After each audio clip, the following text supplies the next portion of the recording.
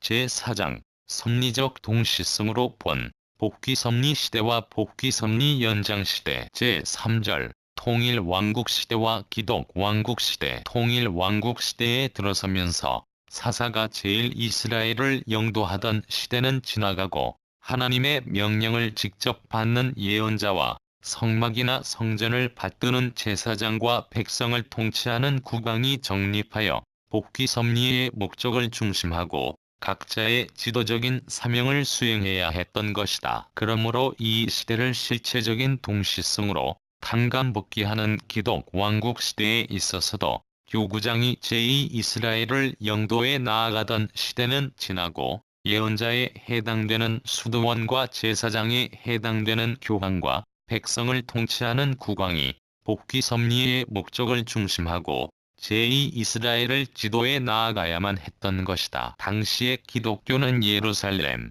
안디옥, 알렉산드리아, 콘스탄티노플, 로마 등의 5대 교구로 분립되어 있었다. 그 중에서도 가장 위에 있었던 로마 교구장은 다른 교구를 통할하는 위치에 있었으므로 특히 그를 교황이라고 부르게 되었었다. 이스라엘 민족이 애굽에서 해방되어 나오던 때의 모세의 성막 이상은 통일 왕국 시대에 이르러서야 비로소 국왕을 중심한 성전 이상으로 나타나 왕국을 이루었었는데 이것은 장차 예수님이 실체 성전으로 오셔서 만왕의 왕이 되어 왕국을 건설하실 것의 형상노정이었던 것이다. 그와 마찬가지로 기독 왕국 시대에 있어서도 기독교 신도들이 로마 제국에서 해방되던 때 성 어거스틴에 의하여 그의 기독 이상으로서 저술되었던 신국론이 이때에 와서 칼데제에 의하여 기독 왕국으로 나타났던 것인데 이것은 장차 예수님이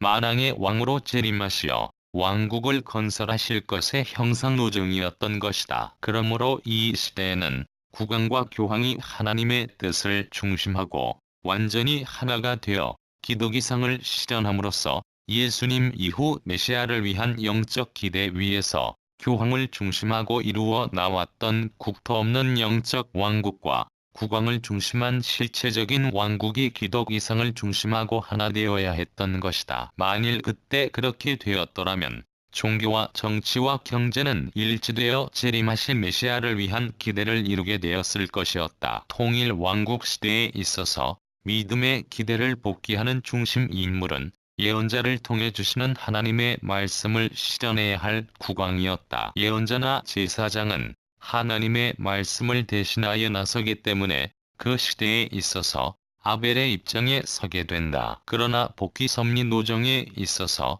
그는 어디까지나 영계를 대신하여 천사장의 입장에서 실체 세계를 복귀해야 되었기 때문에 국왕이 설 수 있는 영적인 터전을 마련하고 왕을 축복하여 세운 후에는 그 앞에 가인의 입장에 서지 않으면 아니 된다. 따라서 국왕은 예언자의 말씀에 의하여 국가를 통치해야 되고 예언자는 하나의 국민의 입장에서 국왕에게 순종해야 된다. 그러므로 이 시대에 있어서의 믿음의 기대를 복귀하는 중심 인물은 국왕이었던 것이다. 사실상 아브라함으로부터 800년 되던 때에 예언자 사무엘은 하나님의 명을 받들어 사울에게 기름을 부어 축복함으로써 그를 제일 이스라엘 선민의 저항으로 세웠던 것이다. 사울왕이 사사시대 400년 기대 위에서 그의 제40년을 뜻맞게 세웠더라면 그는 애굽 고역 400년과 모세의 바로 궁중 40년을 단감복귀한 입장에 설 수 있었기 때문에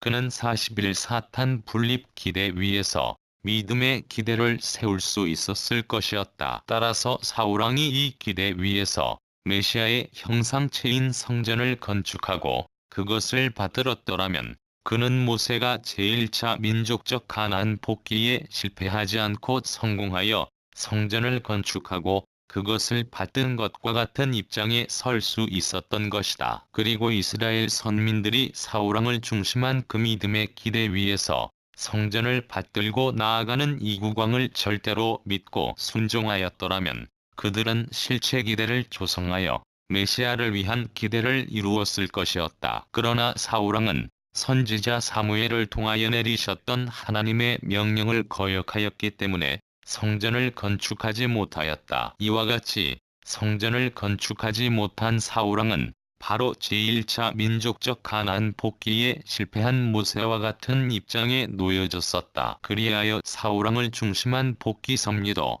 모세 때와 같이 다윗왕 40년을 거쳐 솔로몬왕 40년에 이르러서야 그 믿음의 기대는 이루어져서 성전을 건축할 수 있게 되었었다. 마치 아브라함의 뜻이 이삭을 거쳐 야곱 때에 이루어진 것과 같이 아브라함의 입장이기도 하였던 사울왕의 성전 건축의 뜻은 다윗왕을 거쳐 솔로몬왕 때에 이르러 이루어졌던 것이다. 그러나 솔로몬왕이 음란으로 흘러서 실체 현재를 위한 아벨의 위치를 떠났기 때문에 실체 기대는 이루어지지 않았었다. 따라서 통일 왕국 시대에 이루어져야 했던 메시아를 위한 기대는 이루어지지 않았던 것이다. 기독 왕국 시대에 있어서는 통일 왕국 시대의 모든 것을 실체적인 동시성으로 단감복귀해야 되었기 때문에 이 시대의 믿음의 기대를 단감복귀하는 중심 인물은 수도원이나 교황의 기독이상을 실현시켜야 할 국왕이었다. 따라서 교황은 통일 왕국 시대에 있어서의 예언자의 뜻을 받드는 제사장의 입장에 있었기 때문에 그는 국왕이 기독이상을 실현해 나아갈 수 있는 영적인 터전을 마련하고 그를 축복하여 왕으로 세운 후에는 하나의 국민의 입장에서 그에게 순종해야 되고, 한편 국왕은 교황의 이상을 받들어 국민을 통치해야 될 것이었다. 사실상 이러한 섭리의 목적을 위하여 교황 레오 3세는 기원 800년에 칼데제를 축복하여 금관을 씌움으로써 그를 제2 이스라엘 선민의 저항으로 세웠던 것이다. 칼데제는 사사시대 400년을 실체적인 동시성으로 단감복귀한 교구장제 기독교회 시대 400년 기대 위에 섰었기 때문에 사울왕과 같이 40일 사탄 분립기대 위에 서게 되었었다. 따라서 갈대제가 이 기대 위에서 그리스도의 말씀을 받들어 기독 이상을 실천해 나아가면 이 시대의 믿음의 기대는 이루어지게 되는 것이었다. 사실상 갈대제는 교황에게 축복을 받고 왕위에 오름으로써 이 기대를 이루었었던 것이다. 그러므로 당시의 제2 이스라엘이 이러한 입장에 있는 국왕을 절대로 믿고 순종하였더라면 그때의 실체 기대는 세워졌을 것이요. 따라서 재림하실 메시아를 위한 기대도 이루어졌을 것이었다. 이와 같이 되었어야만 메시아를 위한 영적 기대 위에서 교황을 중심하고 세워진 영적인 왕국과 국왕을 중심한 실체적인 왕국이 하나 되어 그 터전 위에 예수님이 다시 오셔서 메시아 왕국을 이룰 수 있었을 것이었다. 그러나 국왕이 하나님의 뜻을 받들지 못함으로써 실체 현재를 하기 위한 아벨의 위치를 떠났었기 때문에 실체 기대는 이루어지지 않았고, 따라서 재림하실 메시아를 위한 기대도 이루어지지 않았던 것이다.